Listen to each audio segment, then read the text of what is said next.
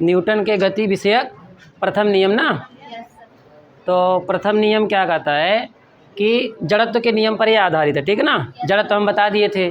जड़त्व क्या होता है कि यदि कोई वस्तु विरामावस्था में है तो विरामावस्था में ही रहेगी, और गति अवस्था में है तो गति अवस्था में रहेगी, जब तक उस पर कोई बाहरी बल ना लगाया जाए।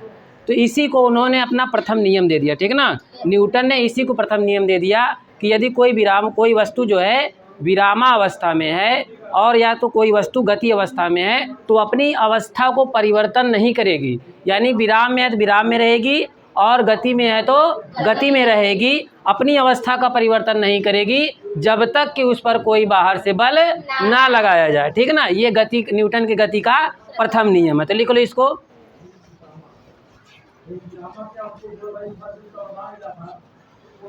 न्यूटन का गति विषयक प्रथम नियम, हेडिंग डाल दिए थे ना आप लोग। अब देखना, प्रत्येक वस्तु अपने विराम की अवस्था में, प्रत्येक वस्तु अपने विराम की अवस्था अथवा अपने विराम की अवस्था अथवा एक समान वेग से गतिमान अवस्था को तब तक बनाए रखने का प्रयास करती है, तब तक बनाए रखने का प्रयास करती है जब तक कि उस पर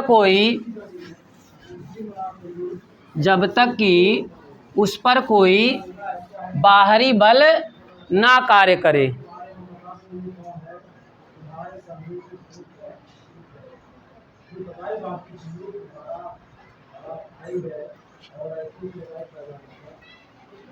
अब देखो, यहाँ पर अगर कोई वस्तु है उस पर संतुलित बल लग रहा है, संतुलित बल मतलब क्या होता है,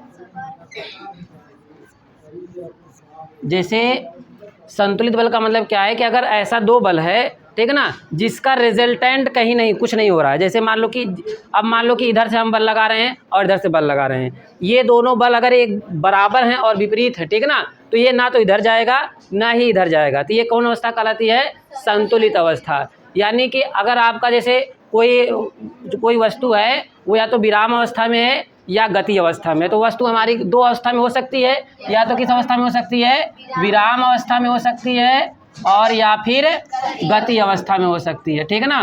तो गति अवस्था में अगर हो रही है तो उस विराम अवस्था में तो उसका प्रारंभिक वेग क्या होगा आपका, प्रारंभिक वेग क्या होगा, u बराबर क्या होगा,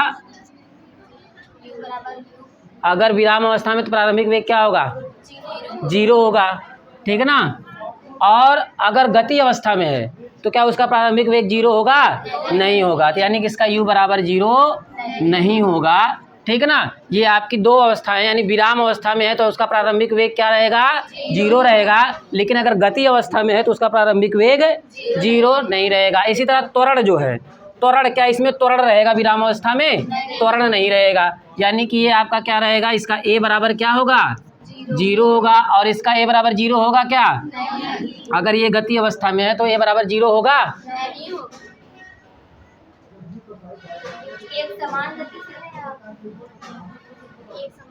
बताओ, त्वरण क्या 0 होगा, अगर एक समान गति चल रही तब क्या होगा, तब क्या होगा, 0 होगा, त्वरण 0 होगा। कब होगा, जब एक समान गति से चल रहा है, ठीक है ना। अगर वो अपना त्वरण बदल रहा है, यानी समय के साथ उसकी स्पीड बढ़ रही है या घट रही है, तो आपका त्वरण 0 नहीं होगा, ठीक है ना। तो इसको लिख लो आप दोनों।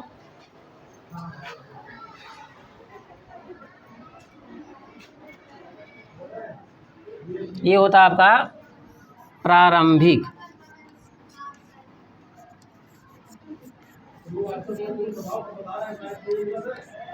और ये भी u भी क्या होगा आपका, प्रारंभिक वेग,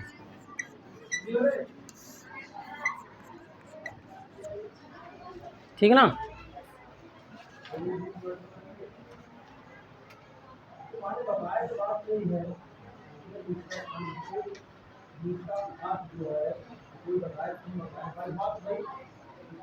ठीक है, हो गया। तो न्यूटन का गति विषयक प्रथम नियम कुछ बहुत ज़्यादा नहीं है, बस इतना आपको कहना है कि ये किस नियम पर आधारित है, जड़त्व के नियम पर आधारित। और जड़त्व को हम बढ़िया से बता चुके हैं। जड़त्व 3 प्रकार के होते हैं और यहाँ पे हमें सिर्फ जड़त्व के मतलब समझना है कि वस्तु विराम है तो विराम में रहेगी और गति में है तो गति में रहेगी, जब तक उस पर कोई बाहर से बल ना लगे, ठीक है ना। अब हेडिंग डालना न्यूटन के गति विषयक द्वितीय नियम।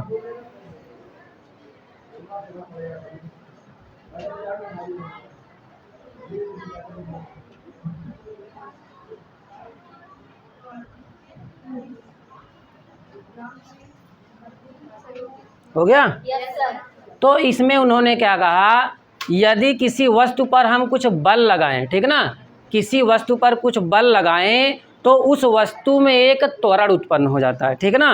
किसी वस्तु में हम एक बल लगाएं, कोई बल लगाएं तो उसमें क्या उत्पन्न हो जाता है, त्वरण उत्पन्न हो जाता है। और ये बल जो है त्वरण के समानुपाती होता है, यानी जितना बल लगाएंगे उतना ही अधिक आपका क्या उत्पन्न होगा, त्वरण उत्पन्न होगा। समझ में आई बात। तो ये न्यूटन के गति का दूसरा नियम है। क्या कहता है कि यदि किसी वस्तु पर हम क्या लगाएं, बल लगाएं तो उस वस्तु में क्या उत्पन्न हो जाता है, त्वरण उत्पन्न हो जाता है।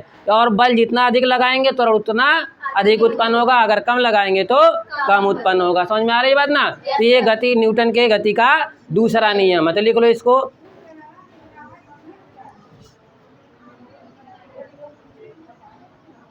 किसी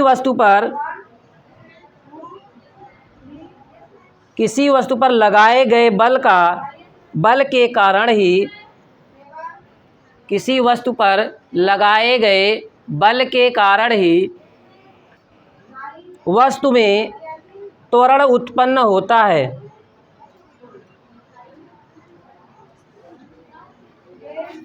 ठीक है ना।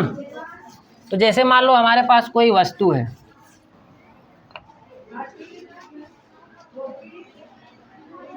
कोई वस्तु हमारे पास है और इस पर हम बल लगा रहे हैं, ठीक है ना, इस पर हम बल लगा रहे हैं। अब बल लगाएंगे तो इसमें गति होगी कि नहीं होगी, ठीक है ना, पहले गति होगी। अब गति में यदि परिवर्तन होगा, ठीक है ना, अब उसके बाद क्या होगा, गति में परिवर्तन।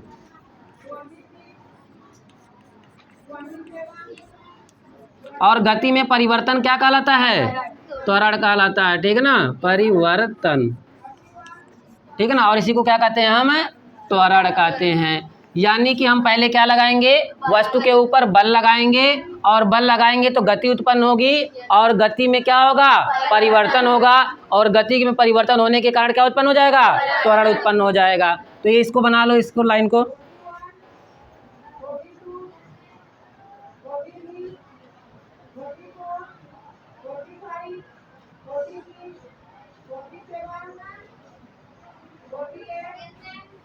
हो गया। अब लिखना है उसके नीचे अर्थात किसी वस्तु पर लगाया गया बल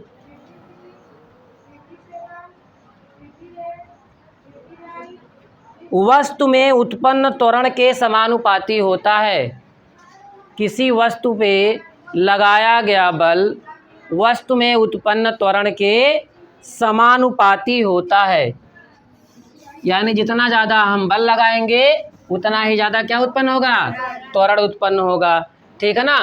अब देखो अगर हम इसके बीच में ग्राफ खींचें बल और त्वरण के बीच में, तो देखो जिसमें हम परिवर्तन करते हैं, ये चीज़ ध्यान देना आपको, जिसमें हम परिवर्तन करते हैं उसको x अक्ष पर रखते हैं और जिसमें परिवर्तन दिखाई पड़ता है उसको हम y अक्ष पर रखते हैं। तो ये आपका x अक्ष होता है ना, ठीक ना। अगर हम इसको ऐसा बना दें तो ये x अक्ष कहलाता है और ये क्या कहलाता है, y अक्ष कहलाता है। तो जिसमें हम परिवर्तन करते हैं, हम परिवर्तन किस में कर रहे हैं, पहले किसको लगा रहे हैं, बल को लगा रहे हैं ना, तब क्या उत्पन्न हो रहा है, त्वरण उत्पन्न हो रहा है कि पहले त्वरण उत्पन्न हो रहा है, पहले तो त्वरण उत्पन्न नहीं हो रहा है। तो पहले जो काम करते हैं उसको हम किस पे रखते हैं, x अक्ष पे रखते हैं और जो रिजल्ट आता है उसको कहाँ पे रखते हैं, y अक्ष पर रखते हैं। तो यहाँ पर हम बल लगाएंगे पहले और यहाँ पे क्या उत्पन्न होगा, आपका त्वरण उत्पन्न होगा और इसका जो ग्राफ बनता है एक सरल रेखा बनता है, ठीक है ना। यानी कि देखो इसका मतलब क्या हुआ कि बल जैसे जैसे, देखो अगर बल मान लो इतना है, ठीक है ना, बल इतना है, यहाँ से यहाँ तक ये बल है तो यहाँ से यहाँ तक ये क्या होगा, आपका त्वरण होगा। फिर जहाँ यहाँ से अगर यहाँ से यहाँ तक हम आपका बल लें तो फिर ये क्या हो रहा है, यहाँ से यहाँ तक त्वरण। यहाँ देखो बल बढ़ रहा है तो त्वरण भी बढ़ रहा है, बल घट रहा है तो त्वरण भी घट रहा है। तो ये आपका किसके किसके बीच का ग्राफ है? बल और त्वरण के बीच का ग्राफ है, ठीक है ना। तो इसको बना लो, ये आपका बल है और ये है आपका त्वरण।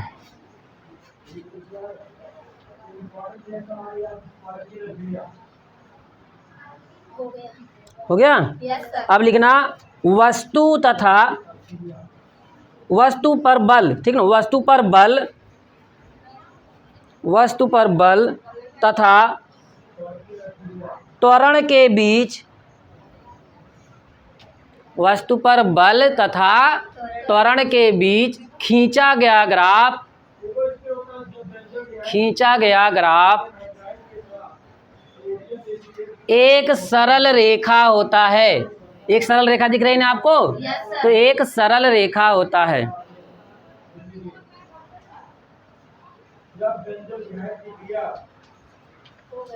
ठीक है ना। अब देखो, अभी तक क्या हम समझे कि जो बल लगा रहे हैं, बल समानुपाती किसके है? त्वरण के, यानी बल जितना लगा रहे हैं उतना यदि क्या उत्पन्न हो रहा है? त्वरण उत्पन्न हो रहा है। अब यही बल जो होता है ये द्रव्यमान के भी समानुपाती होता है। यही बल किसके समानुपाती होता है? द्रव्यमान के समानुपाती। यानी कि अगर हमारे पास छोटा द्रव्यमान है तो हमें कम बल लगाना पड़ेगा, और बड़ा द्रव्यमान है तो ज़्यादा बल लगाना पड़ेगा। समझ में आ रही बात कि नहीं? अभी हमें मान लो कि एक कुर्सी धक्का देना है तो कुर्सी तो आसानी से धक्का दे देंगे, लेकिन अगर मान लो कोई 4 व्हीलर कार है, ठीक है ना, या ट्रक है, उसको धक्का दो, उसका भार क्या है? बहुत, उसका द्रव्यमान कितना है? बहुत अधिक है, और द्रव्यमान अधिक होने के कारण उस पर क्या होगा? उस पर बल भी अधिक लगाना पड़ेगा। और छोटी वस्तु का द्रव्यमान कम होता है तो उस पर बल भी हमें कम लगाना पड़ता है। यानी कि आपका जो बल है वो किसके समानुपाती दिख रहा है? द्रव्यमान के भी समानुपाती दिख रहा है। समझ में आ गई बात ना? तो इसको भी लिख लो, वस्तुओं पर आरोपित बल, वस्तुओं पर आरोपित बल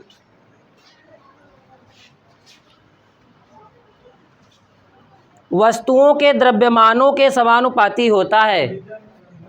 वस्तुओं के द्रव्यमानों के समानुपाती होता है।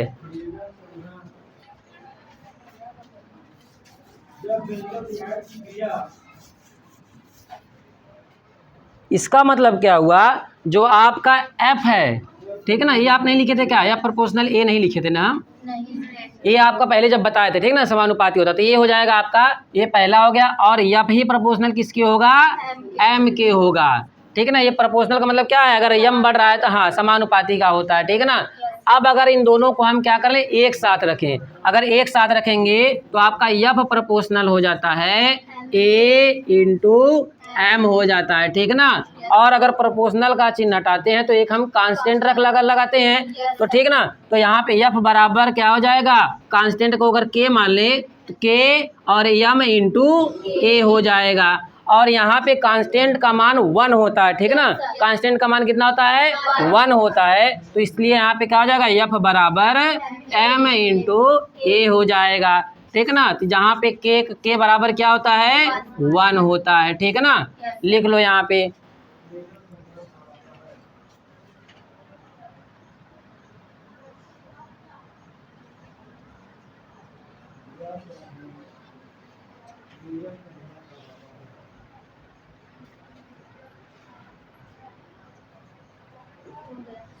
हो गया? Yes sir. अब बताओ, जो आपका त्वरण है वो त्वरण कैसी राशि है? सदिश है कि अदिश है? सदिश राशि है।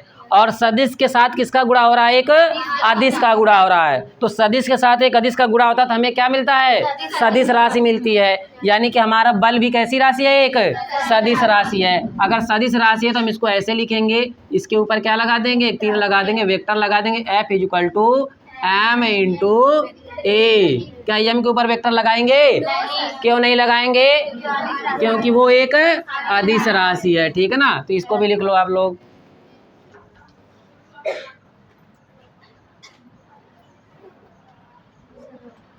हो गया? अब नोट डाल देना, नोट। अब इसको दूसरे तरीके से हम डिराइव करेंगे, ठीक है ना। यही जो बल का है F बराबर MA,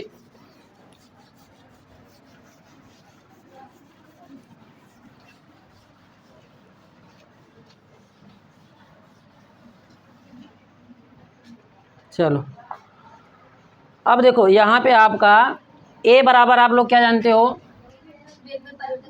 हाँ, ये वेग बराबर होता है delta V upon delta T होता है, यही होता है ना? ठीक है ना। अब देखो, अब अगर हम इसको ऐसा लिख दें, एफ बराबर अभी हम जानते हैं क्या होता है, यम इंटू ए होता है, ठीक है ना। अब यम तो ऐसे रहने देते हैं, एक जगह हम क्या रख दें, delta V upon delta T रख दे रहे हैं, ठीक है ना। अब डेल्टा टी रख दे रहे हैं। अब देखो डेल्टा वी क्या होता है आपका वेग में परिवर्तन होता है, यानी कि अंतिम वेग माइनस प्रारंभिक वेग। डेल्टा वी क्या होता है, अंतिम वेग माइनस प्रारंभिक वेग। तो अंतिम वेग को हम किससे दिखाते हैं, v से, और प्रारंभिक वेग को u से। तो हम ऐसा लिख सकते हैं क्या, देखो M equal to V minus U upon delta T, ऐसा लिख सकते हैं ना, ठीक है ना। अब देखो यहाँ पे, अब यहाँ पे इसको हम इसका मल्टीप्लाई कर रहे हैं, तो इधर हो जाएगा M V minus M U upon क्या हो जाएगा, डेल्टा टी हो जाएगा, ठीक है ना। हम एक बात बताए थे आपको कि जो आपका एम इंटू वी क्या होता है, कल बताए थे, क्या होता है, संवेग होता है। यानी कि द्रव्यमान और वेग का गुणनफल क्या कहलाता है, संवेग कहलाता है, ठीक है ना। द्रव्यमान और वेग का गुणनफल क्या कहलाता है, संवेग। और इसको किससे प्रदर्शित करते हैं, पी से प्रदर्शित करते हैं ना, ठीक है ना। तो अगर मान ले रहे हैं इसका प्रारंभिक वेग, कमिंग आ ही गया बर्थडे, चल खुश रहो। तो अब देखो यम इंटू वी क्या है आपका, संवेग है ना, और ये यम भी और इंटू यू ये भी संवेग होगा, क्योंकि ये भी दोनों वेग ही है, ठीक है ना। तो ये आपका कौन सा वेग संवेग होगा, अंतिम की प्रारंभिक, अंतिम, क्योंकि इसके साथ अंतिम वेग लगा हुआ है, ठीक है ना। और इसके पास क्या होगा, यम इंटू यू, ये कौन सा वेग है आपका, प्रारंभिक वेग। तो ये कौन सा संवेग होगा, प्रारंभिक संवेग होगा। तो अगर हम अंतिम यानी कि हम यम वी, ठीक है ना, अगर हम क्या मान लें एम, अगर हम ये मान लें कि आपका जो यम यू है, यम यू को मान लें P1, यानी कि ये प्रारंभिक संवेग है वस्तु का, और एम वी इसको क्या मान लें, P2 मान लें, ठीक है ना। तो आपका क्या हो जाएगा, F इक्वल टू हो जाएगा P2 माइनस क्या हो जाएगा, P1। देखो हम यम वी की जगह पे P2 रख रहे हैं, ठीक है ना। तो P2 माइनस P1 अपान क्या हो जाएगा, डेल्टा टी हो जाएगा, ठीक है ना। अब ये P2 माइनस P1 क्या है, संवेग में परिवर्तन, क्या है, संवेग में परिवर्तन है। तो संवेग में परिवर्तन है, इसको ऐसा भी लिख सकते हैं, डेल्टा P लिख सकते हैं हम, ठीक है ना, क्योंकि संवेग में परिवर्तन है। अपान क्या लिख सकते हैं, डेल्टा टी, और ये किसके बराबर हो गया, F के बराबर हो गया। आप देखो बल की नई परिभाषा आ गई, संवेग परिवर्तन की दर को बल कहते हैं। जब भी डेल्टा टी है उसको दर कहते हैं, ठीक है ना। तो बल की नई परिभाषा क्या हो गई, संवेग परिवर्तन की दर को बल कहते हैं, ठीक है ना। तो जहाँ F बराबर क्या हो गया, डेल्टा पी अपान डेल्टा टी। डेल्टा पी क्या है आपका, और डेल्टा टी क्या है, समय अंतराल है, क्या है, ठीक है ना। तो ये आपकी नई डिफिनेशन आ गई बल की, ठीक है ना। तो लिख लो यहाँ से पूरा।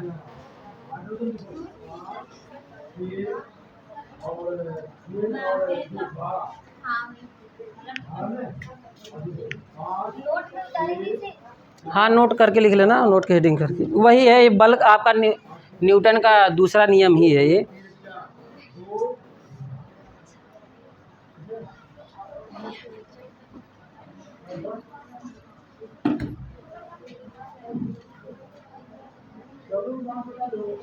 हो गया,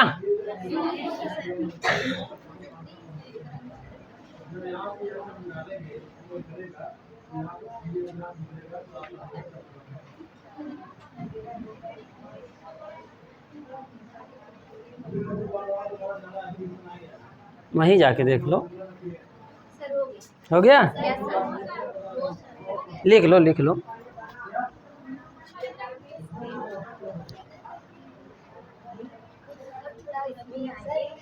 अच्छा एकदम गायब हो जा रहे हैं, चलो लिख लो कोई बात नहीं, हो गया। चलो हो गया ना। अब ये हो गया। अब हम इसकी जो बल है, बल की डिफिनेशन बता दिए ना। बल की परिभाषा कोई पूछे तो क्या बताओगे आप?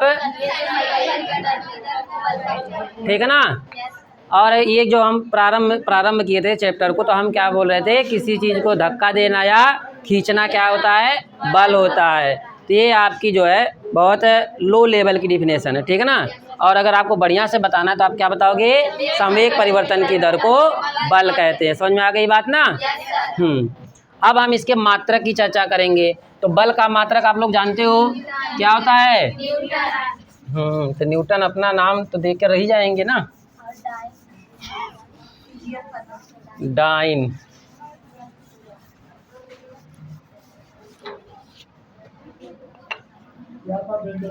हाँ, तो जो F बराबर क्या हम निकाले थे? M इंटू ए, या वो भी बताए थे, ठीक है ना। आप जिस तरीके से निकालोगे आपका मात्रक एक ही जैसा आएगा, ठीक है ना। तो आपका पहला तो मात्रक क्या है? आपका न्यूटन है, ठीक है ना। पहला मात्रक क्या है? न्यूटन है। अब दूसरा मात्रक अगर हम निकालना चाहें तो द्रव्यमान है, ठीक है ना। द्रव्यमान का मात्रक क्या होता है? किलोग्राम होता है, ठीक है ना। और त्वरण का मात्रक क्या होता है? मीटर पर सेकेंड स्क्वायर होता है, ठीक है ना। मीटर पर सेकेंड स्क्वायर होता है। तो आपका एक दो मात्रक हो गए, एक न्यूटन हो गया और क्या हो गया? एक किलोग्राम मीटर पर सेकेंड स्क्वायर। ये आपका कौन सा मात्रक है? MKS में है। किस में है? MKS में है, ठीक है ना। अब देखो हम CGS में निकालने जा रहे हैं। तो CGS में जो है, जैसे ये दो मात्रक है ना, यहाँ पे तो ये तो आपका न्यूटन है और इसका जो है किलोग्राम मीटर पर सेकेंड स्क्वायर है। ये दोनों किस में है? MKS में है। इसी तरह CGS में आप देखेंगे तो CGS में अगर आप देखेंगे तो बल का मात्रक हमें दिखता है डाइन, ठीक है ना। क्या दिखता है? डाइन दिखती है हमें, ठीक है ना। तो ठीक है ना। तो यहाँ पे CGS में क्या होता है?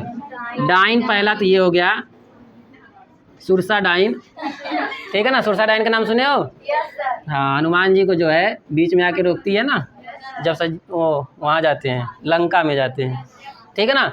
ये तो ये डाइन हो गया, ठीक है ना। अब जो है हम इसमें रिलेशन देखेंगे। पहले तो इसका ये वाला रूप देखते हैं। तो यहाँ पे जो अगर आप CGS में लेंगे तो किलोग्राम को क्या बोलेंगे? ग्राम बोलेंगे, ठीक है ना। और मीटर को क्या बोलोगे? सेंटीमीटर बोलोगे, ठीक है ना। सेंटीमीटर बोलोगे। और सेकंड को सेकंड ही बोलेंगे, ठीक है ना। सेकंड को सेकंड ही बोलेंगे। तो आपका CGS में क्या आ गया? ग्राम सेंटीमीटर पर सेकंड स्क्वायर, ठीक है ना। ग्राम सेंटीमीटर पर सेकंड स्क्वायर, ठीक है ना। अब देखो हम इसको दोनों को रिलेशन बना रहे हैं, यानी दोनों में संबंध क्या है। तो देखो इसको पहले लिख लो आप लोग।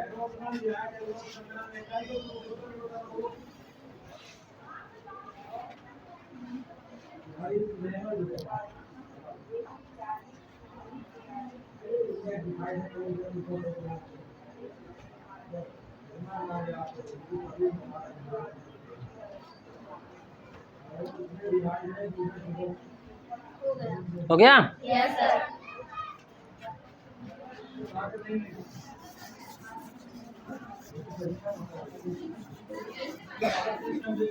न्यूटन के असिस्टेंट थी लग रहा है डाइन, इसलिए वो अपना नाम उसका दोनों का नाम रख दिए, ठीक है।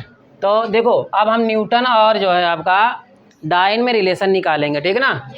तो दोनों में कैसे मतलब कितना दोस्ती है वो पता चल जाएगा अभी। तो न्यूटन बराबर क्या होता है? आपका किलोग्राम मीटर पर सेकेंड स्क्वायर। किलोग्राम मीटर पर सेकेंड स्क्वायर, ठीक है ना। अब देखो किलोग्राम को अगर हम ग्राम में बदलना चाहते, 1 किलोग्राम में कितना ग्राम होता है? 1000 ग्राम। कितना ग्राम होता है? 1000 ग्राम। यानी किलोग्राम की जगह पर हम 1000 ग्राम लिख सकते हैं, ठीक है ना। तो यहाँ पे आप लिख सकते हैं 1000 ग्राम लिख सकते हैं, ठीक है ना। और मीटर को आप लिख सकते हो, अगर सेंटीमीटर में लिखना चाहो तो 1 मीटर में कितना सेंटीमीटर होता है? 100 सेंटीमीटर होता है। तो इंटू 100 सेंटीमीटर हो गया। और सेकंड को सेकंड में ही रहते हैं, क्योंकि एमकेएस और सीजीएस में दोनों एक ही रहता है, ठीक है ना। यहाँ पे नीचे क्या हो गया आपका, सेकंड हो गया। अब देखो यहाँ पे, अब यहाँ पे 1 लिखे, इधर 3 0, इधर 2 0, तो 1 2 3 4 5, और इधर क्या हो गया, ग्राम सेंटीमीटर पर सेकेंड स्क्वायर, ठीक है ना। अब देखो, अब यहाँ पे जो आपका 1 लिखे कितने जीरो हैं, 5 जीरो हैं, तो इसको हम अगर साइंटिफिक रूप में लिखना चाहें तो 10 की पावर 5 लिखेंगे। और देखो ये ग्राम सेंटीमीटर पर सेकेंड स्क्वायर जो था, ये क्या था, ये आपका यही तो डाइन था, यही डाइन है ना, ठीक है ना। तो इस डाइन को यहाँ पे लिख दो, डाइन, ठीक है ना। तो यहाँ पे न्यूटन बाबा आ गए।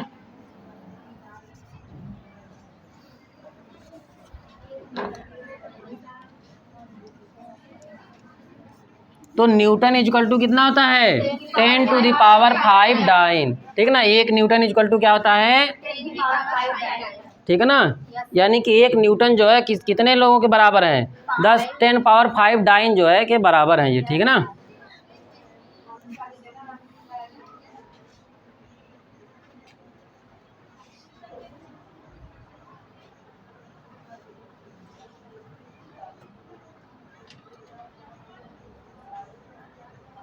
इसका नाम बेटा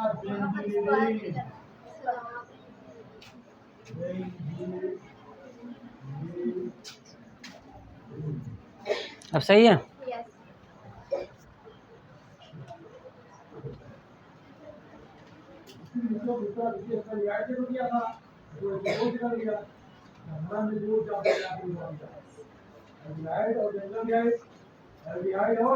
हो गया।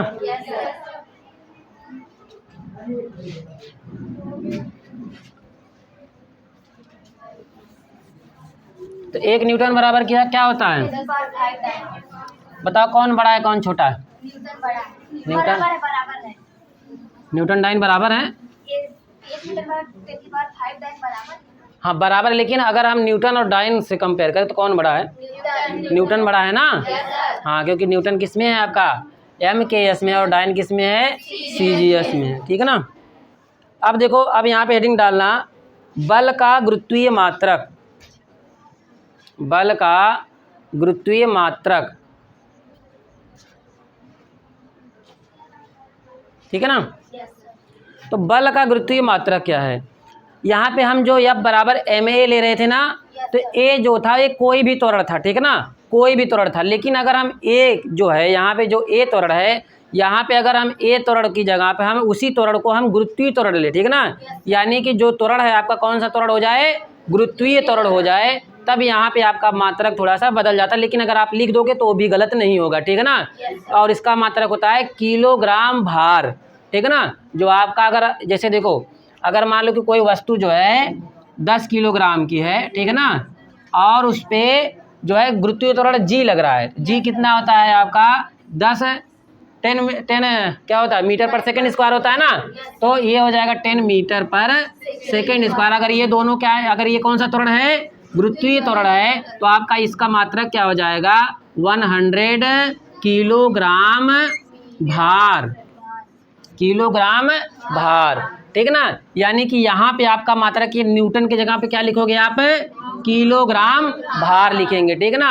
कब लिखोगे, जब आपका यहाँ पे जो जो त्वरण हो वो क्या रहेगा, गुरुत्वीय त्वरण रहेगा। अगर त्वरण आपका गुरुत्वीय त्वरण है तो आप उसका मात्रक क्या लिखोगे, किलोग्राम भार लिखोगे, ठीक है ना।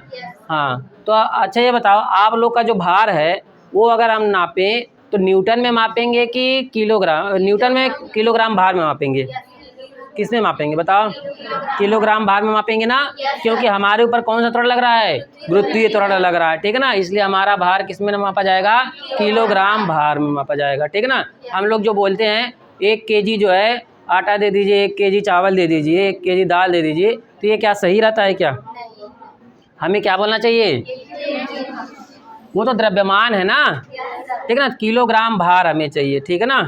तो इसका मात्रक क्या होता है आपका, किलोग्राम भार। कब होगा, जब आपका गुरुत्वीय त्वरण हो यहाँ पे एक ही जगह पे, ठीक है ना। तो लिखना, हाँ ये मत लिखो, बल का गुरुत्वीय मात्रक बल का गुरुत्वीय मात्रक उस बल के समान होता है, बल का गुरुत्वीय मात्रक उस बल के समान होता है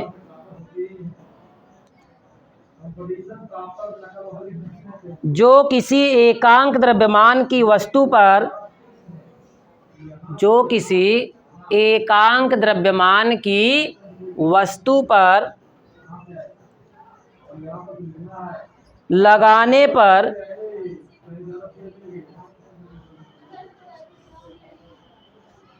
उसमें गुरुत्वीय त्वरण के बराबर, उसमें गुरुत्वीय त्वरण के बराबर त्वरण उत्पन्न होता हो, त्वरण उत्पन्न होता हो।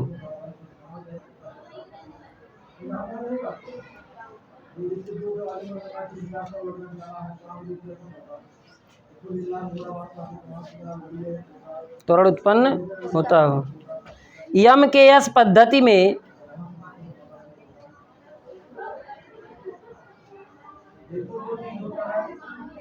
यम के एस पद्धति में बल का गुरुत्वीय मात्रक, बल का गुरुत्वीय मात्रक किलोग्राम भार होता है, किलोग्राम भार होता है, ठीक है ना। तो आपका गुरुत्वीय मात्रक क्या होता है? किलोग्राम भार होता है, ठीक है ना। अब अगली हेडिंग डालना आवेग, ठीक है ना। आवेग, इम्पल्स कहते हैं, ठीक है ना। आवेग या इम्पल्स, ये क्या होता है? जैसे मान लो कि कोई वस्तु है, इसी वस्तु पर हम बल लगा रहे हैं, ठीक है ना। किसी वस्तु पर हम बल लगा रहे हैं, तो क्या हम लगातार बल लगाते रहेंगे? क्या कुछ समय अंतराल रहेगा ना कि इतने समय तक हम बल लगाएंगे, ठीक है ना। तो आपका जो बल लगाएं वो और कितने समय के लिए लगाएं, वो बल और वो समय अंतराल, इन दोनों का गुणनफल कहलाता है आवेग। क्या कहलाता है? आवेग कहलाता है। यानी कि आपका बल और बल कितने समय के लिए लगाया गया, इन दोनों का गुणनफल क्या कहलाता है? आवेग कहलाता है। क्या कहलाता है? आवेग कहलाता है, ठीक ना। तो अगर हम इसको आपके फार्मूले के रूप में लिखना चाहें तो कैसे लिखेंगे? बल को किससे लिखते हैं? एफ से लिखते हैं। और समय अंतराल को क्या लिख देंगे? डेल्टा टी से लिख देंगे। और यहाँ पे आई इम्पल्स हो जाएगा आपका एफ इंटू डेल्टा टी हो जाएगा। तो पहले परिभाषा लिख लो इसकी। किसी वस्तु पर आरोपित बल, किसी वस्तु पर आरोपित बल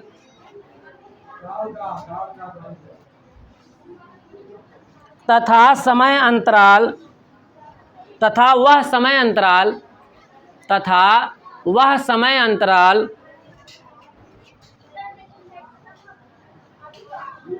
जिसमें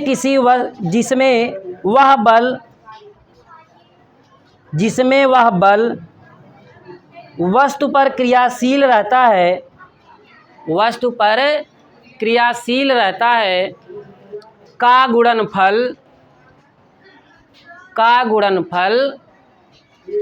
आवेग कहलाता है, का गुणनफल आवेग कहलाता है। हाँ, इम्पल्स है ना ये, ठीक है ना। का गुणनफल क्या होता है? आवेग कहलाता है। इसे आई से प्रदर्शित करते हैं तथा इसे आई से प्रदर्शित करते हैं। अब इसके बाद इसको लिख लो, ठीक है ना।